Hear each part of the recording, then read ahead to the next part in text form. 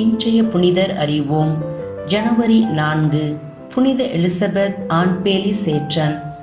ஒவ்வொரு இழப்பிலும் நன்மைகள் உண்டு என்பதை வாழ்வின் வைர வரிகளாக ஏற்று இளம் வயதிலேயே கழுத்தில் சிலுவை அணிந்து கொண்டு திருவிவிலியம் மீது தீரா தாகத்துடனும் எல்லா வேலைகளிலும் இடைவிடாமல் நாம் ஜெபிக்க வேண்டும் என்றும் கடந்த கால ஏக்கத்தை வேதனையை போக்க தினமும் 2 முறை நற்கருணை பெற்றவர்தான் எலிசபெத் ஆன்பேலி சேற்றன்.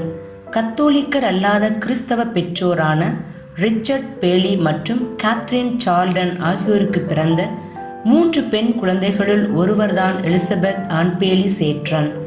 நியூயார்க்கில் 1774 ஆகஸ்ட் 28 அன்று பிறந்த எலிசபெத் 3 வயதில் தன் தாயை இழந்து தனிமையில் தவித்தாள்.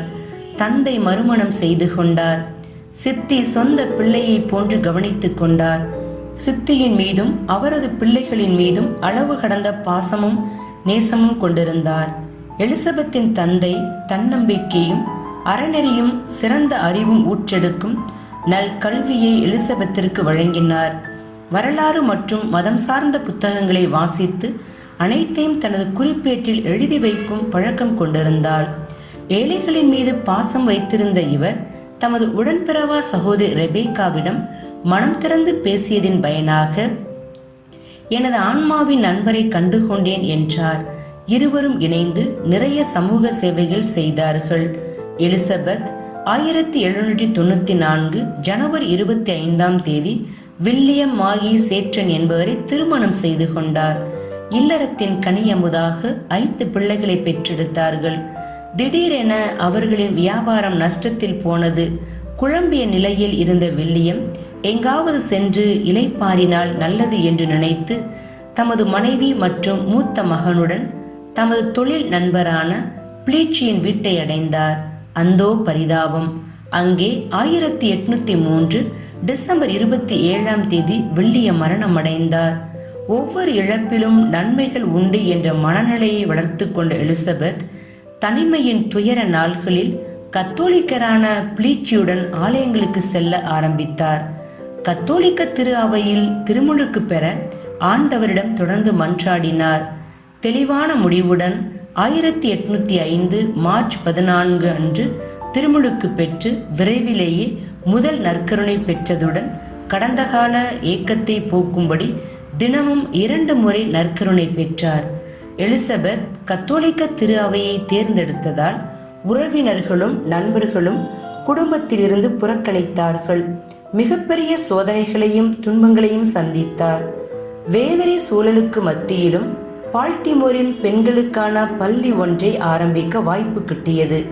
இறைவனின் துணையுடன் பல்வேறு தடைகளையும் தாண்டி அங்கு சென்றார். நேரிய முறையில் பணியாற்றினார். தினமும் நற்கருணை பெறுவதற்கு வாய்ப்பு கிடைத்ததை நினைத்து மகிழ்ந்தார். துறவியாகவே வாழ்ந்தார்.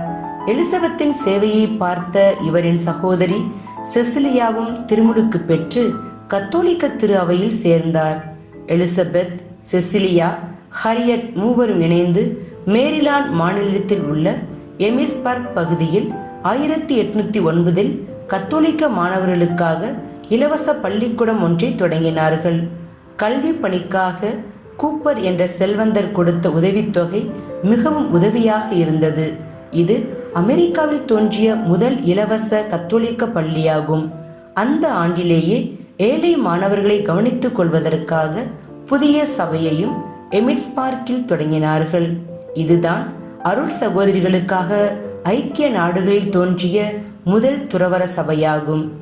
இறைவனின் திருவுளத்திற்கு செவிமடுத்த எலிசபெத் நற்கருணை, திருநூல்கள் மற்றும் அன்னை மரியா மீது மிகுந்த ஈடுபாடும் ஒன்றிணைப்பும் கொண்டிருந்தார்.